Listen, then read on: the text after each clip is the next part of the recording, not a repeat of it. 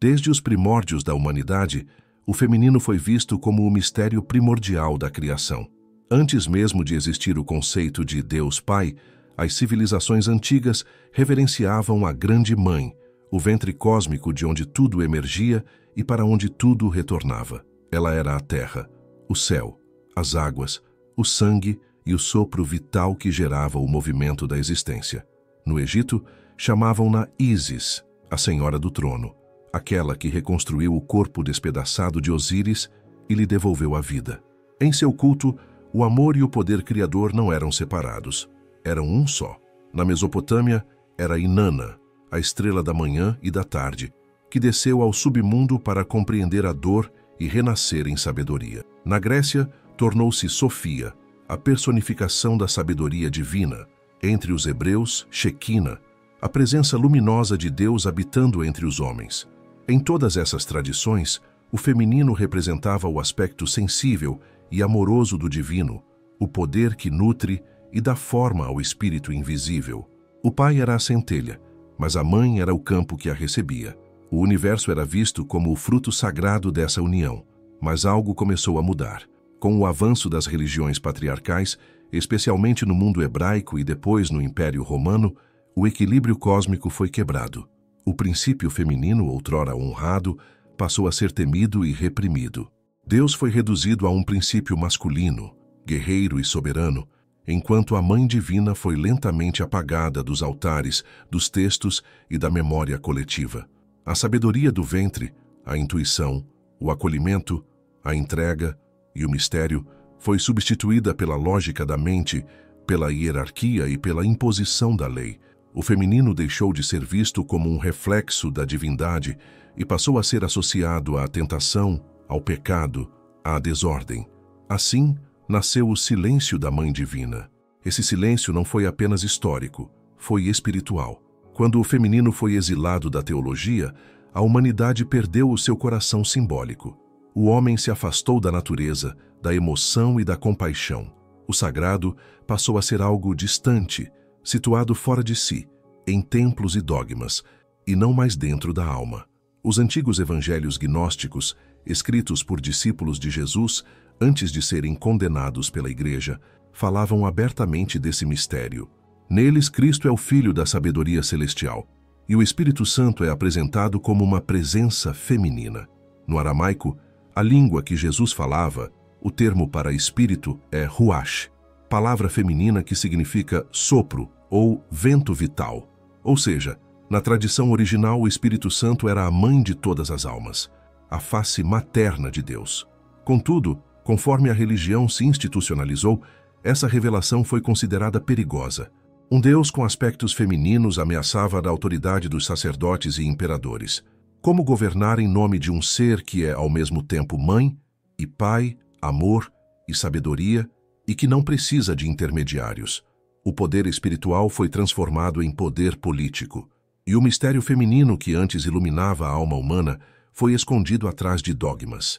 A Mãe Divina foi rebaixada à serva, a figura obediente e silenciosa que apenas dá a luz, mas não participa da criação divina. No entanto, o eco de sua voz nunca se calou completamente.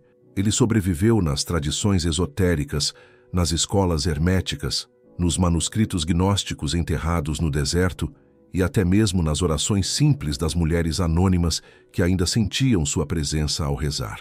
Ela sussurra através das eras, lembrando-nos de que a criação não pode existir sem o ventre que a acolhe. O silêncio da Mãe Divina não é um esquecimento total, é um chamado para o despertar. Porque o silêncio dela é como o silêncio da terra antes da primavera, o intervalo fértil onde a vida se prepara para florescer novamente. A ausência do feminino sagrado na religião institucional é apenas aparente.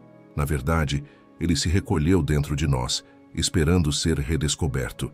E é exatamente isso que as escrituras ocultas e as tradições místicas sempre disseram. O Cristo não veio sozinho. Ele é a voz do Pai, mas também o Filho da Mãe.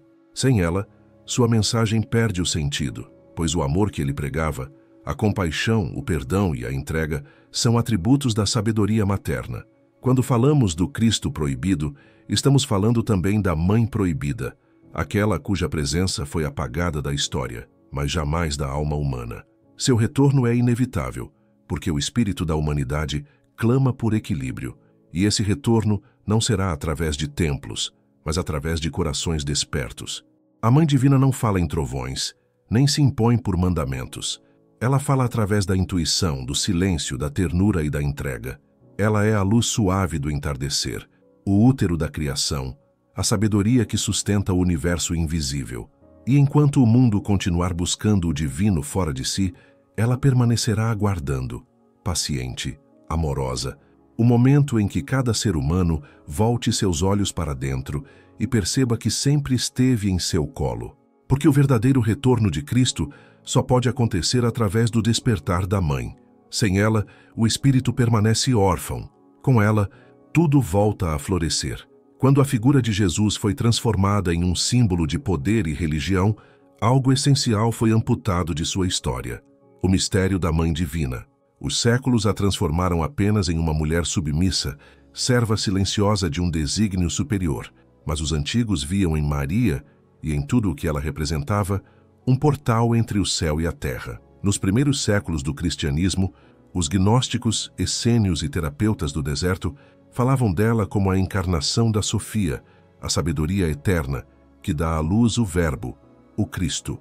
Ela não era apenas a mãe biológica de Jesus, mas o reflexo humano de um princípio cósmico, o ventre espiritual onde a luz toma forma. A tradição esotérica sempre entendeu o nascimento de Cristo como um mistério interior, não apenas físico. Maria, a mãe do Cristo, representa a consciência pura, o receptáculo da energia divina. É o coração humano que, ao ser purificado pelo amor e pela fé, torna-se capaz de conceber o Espírito. Por isso ela é chamada de Virgem, não por negar o corpo, mas porque simboliza a mente livre de contaminações, o espaço vazio onde Deus pode habitar. Mas o que aconteceu com essa sabedoria? Por que a mãe foi esquecida e o Cristo isolado de seu princípio feminino?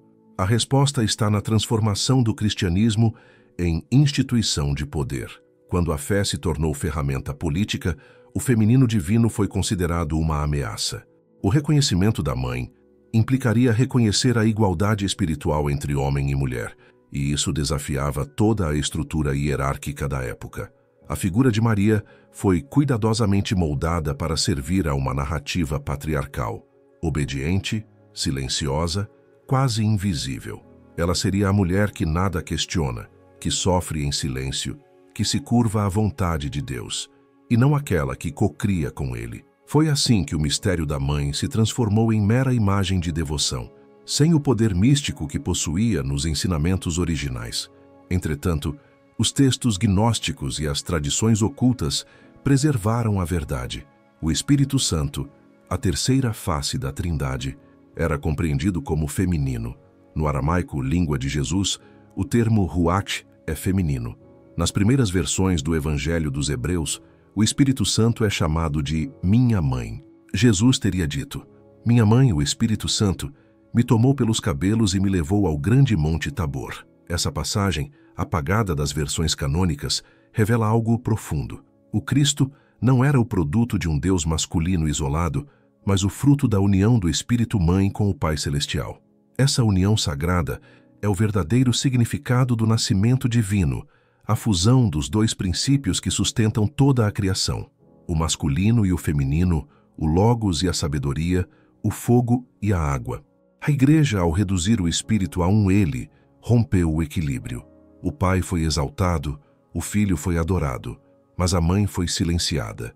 E ao fazer isso, o ser humano perdeu a compreensão do seu próprio processo interior de nascimento espiritual.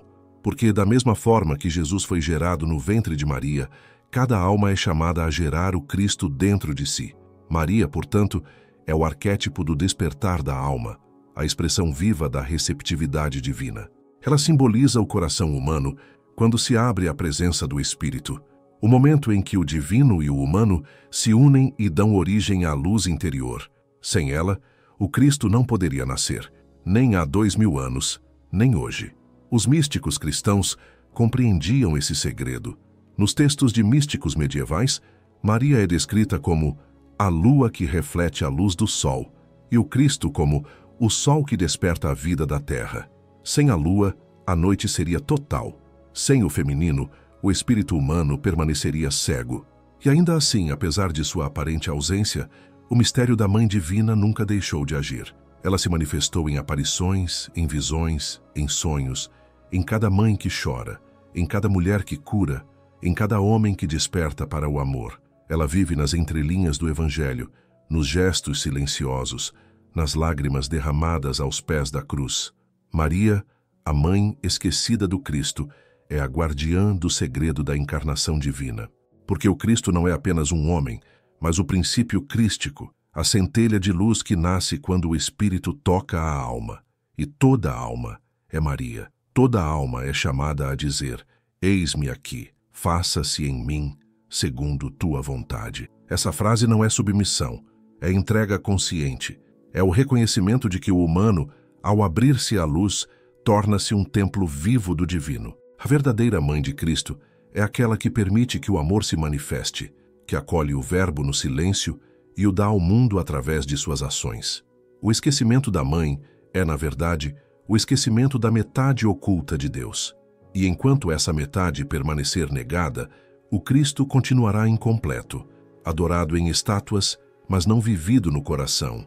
Por isso, neste novo tempo, a consciência da humanidade começa a ouvir novamente o chamado da Mãe. Ela não vem para substituir o Pai, mas para reunir o que foi separado. Ela vem para lembrar que o divino é uma dança entre forças complementares e que o verdadeiro Cristo nasce no encontro entre o amor e a sabedoria. A mãe esquecida do Cristo nunca foi embora. Fomos nós que deixamos de escutá-la. Agora o silêncio que a envolvia começa a se dissolver. Ela desperta nas almas que buscam equilíbrio, nas mulheres que se reconhecem sagradas e nos homens que abraçam a sensibilidade como força espiritual. Seu retorno é o prenúncio de uma nova era, o renascimento do Cristo interior, sustentado novamente pelo colo da Mãe Divina. No coração dos evangelhos gnósticos existe um mistério que poucos ousaram decifrar. Um segredo que fala não apenas de um homem chamado Jesus, mas de uma força cósmica, um princípio vivo que une o céu e a terra, o Cristo. E ao seu lado, invisível aos olhos da teologia oficial, está Sofia, a sabedoria eterna, a mãe, a esposa e a alma do mundo. A história que a Igreja não contou é a história de sua união sagrada, enquanto o cristianismo institucional moldou um Jesus solitário, isolado em sua divindade. Os antigos místicos sabiam que Cristo e Sofia eram duas faces do mesmo mistério, inseparáveis desde o início da criação. O Logos, a palavra divina, nasce de Sofia, a sabedoria. Ela é o oceano de onde o Verbo se ergue, e ele é o raio de luz que a ilumina de volta. Nos textos descobertos em Nag Hammadi, especialmente no Pistis Sophia, o Cristo fala a seus discípulos não como um salvador distante, mas como aquele que veio libertar Sofia, a alma aprisionada no mundo material. Sofia representa o espírito humano, que ao desejar conhecer a luz, cai nas sombras da matéria. Mas seu erro não é condenação, é o início da jornada da consciência, pois apenas ao se perder nas trevas, a alma aprende a reconhecer o valor da luz. Cristo, então, desce aos mundos inferiores não apenas para resgatar Sofia, mas para reunir-se a ela, restaurando o equilíbrio perdido. Essa união é o verdadeiro casamento alquímico. O fogo e a água, o céu e a terra, o espírito e a matéria se tornando um só. É o mesmo mistério que os antigos alquimistas chamavam de conjunctio oppositorum, a união dos opostos, o ponto onde toda dualidade se dissolve no uno. Mas o que isso significa para nós hoje? Significa que o Cristo não é apenas uma figura externa, mas uma energia viva que busca se unir à nossa própria Sofia interior, à nossa alma. Cada ser humano é, simbolicamente, uma Sofia caída, esquecida de sua origem divina, aprisionada nas ilusões do mundo, mas ainda contendo dentro de si a centelha da sabedoria.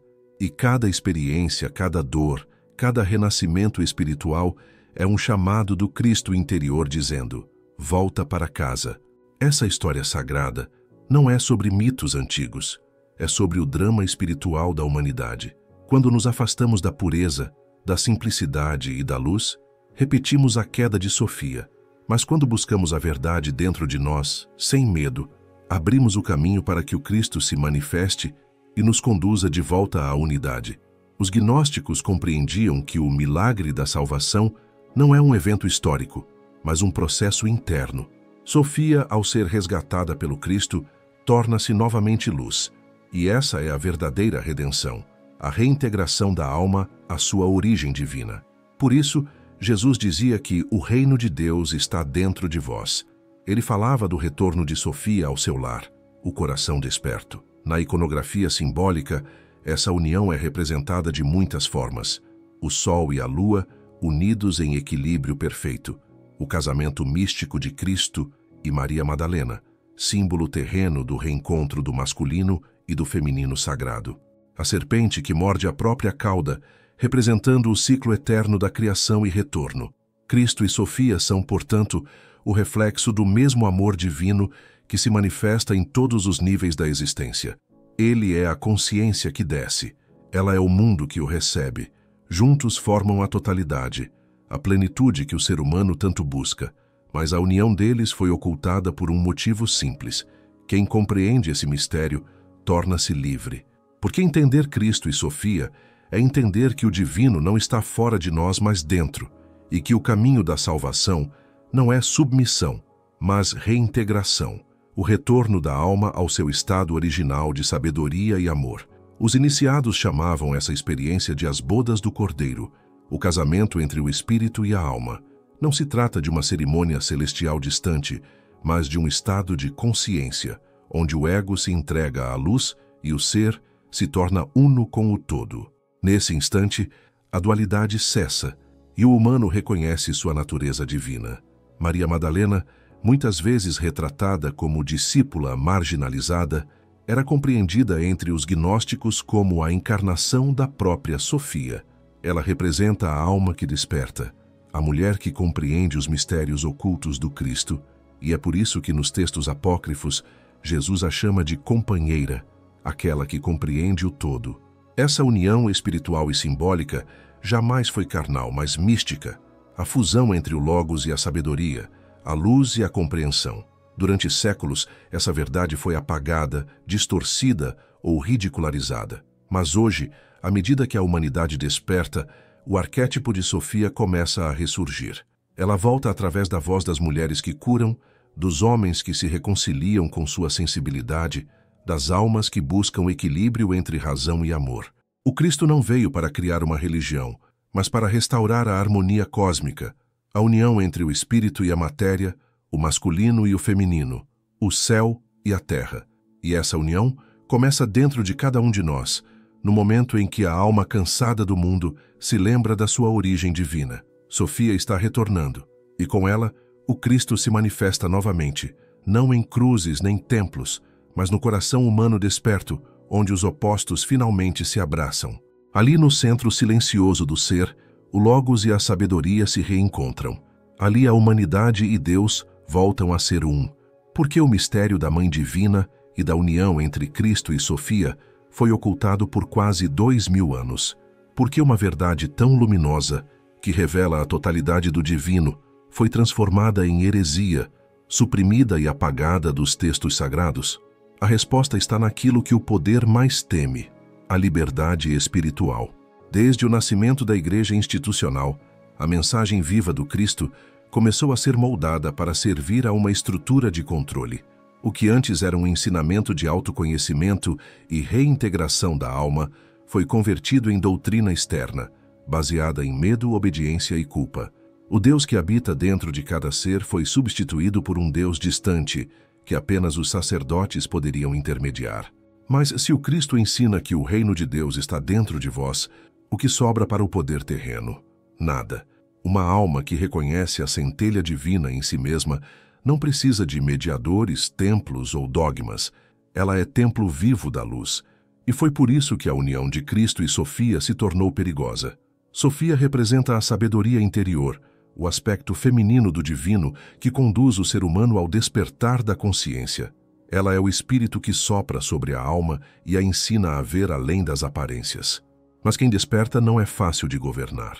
Por isso, Sofia teve de ser transformada em sombra, em mito esquecido, em pecado. A igreja antiga entendeu que não poderia reinar sobre corações livres.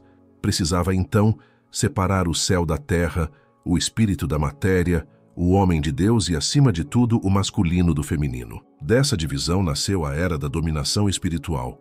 A mulher foi silenciada, o corpo foi condenado, a natureza foi profanada e o divino foi monopolizado por uma classe sacerdotal. A verdadeira heresia nunca foi questionar Deus, foi lembrar que ele também é mãe. Quando o feminino foi expulso da Trindade, o equilíbrio da humanidade foi rompido. O Espírito Santo, originalmente compreendido como a mãe que paira sobre as águas da criação, tornou-se um conceito neutro, abstrato, impessoal. Mas a ausência da mãe na religião gerou um vazio, e esse vazio se manifestou como dor, culpa e separação. Os gnósticos foram os primeiros a perceber o perigo dessa amputação. Eles sabiam que o esquecimento de Sofia significava o esquecimento da sabedoria do coração, o exílio da alma do seu próprio lar interior.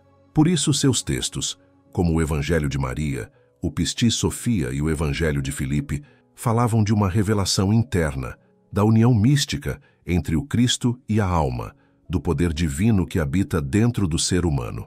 Esses textos foram perseguidos, queimados e enterrados, não porque fossem falsos, mas porque revelavam demais. Eles libertavam, e a liberdade espiritual sempre foi o maior perigo para os impérios. Durante séculos, o cristianismo institucional construiu uma narrativa em que Cristo era o único ponto de contato com Deus, e o resto da humanidade, meros súditos. Mas o verdadeiro Cristo, o Cristo gnóstico, o Cristo interior, não quer súditos. Ele quer irmãos e irmãs despertos, almas que compartilham a mesma luz. A ocultação da Mãe Divina também foi a ocultação da verdadeira natureza do amor. Quando o feminino foi retirado da face de Deus, o amor deixou de ser força criadora e tornou-se submissão. A devoção foi transformada em medo, o sagrado em autoridade e a fé em instrumento de controle. Mas há um motivo mais profundo, ainda mais sutil, para esse apagamento. O feminino divino é o espelho da verdade. Sofia revela ao ser humano quem ele realmente é, tanto na luz quanto na sombra. Ela dissolve as máscaras, destrói as ilusões e convida o espírito a mergulhar no autoconhecimento. E o autoconhecimento é o fim do poder externo. Quem se conhece se liberta. Quem se liberta não se submete. Assim, o esquecimento da mãe não foi um acidente histórico, foi um ato calculado, uma operação espiritual e política para manter a humanidade desconectada da fonte, porque uma humanidade que reconhece o sagrado dentro de si não precisa ser conduzida. Ela caminha por si mesma, guiada pela luz interior, mas o que foi ocultado jamais pôde ser destruído. A sabedoria de Sofia foi preservada em símbolos, mitos e tradições secretas. Ela sobreviveu nos ensinamentos herméticos, nas ordens místicas, nos contos da alquimia, nas lendas de Ísis e Maria Madalena, nas visões dos místicos e nas canções das mulheres que, em silêncio, ainda oravam à Mãe do Mundo.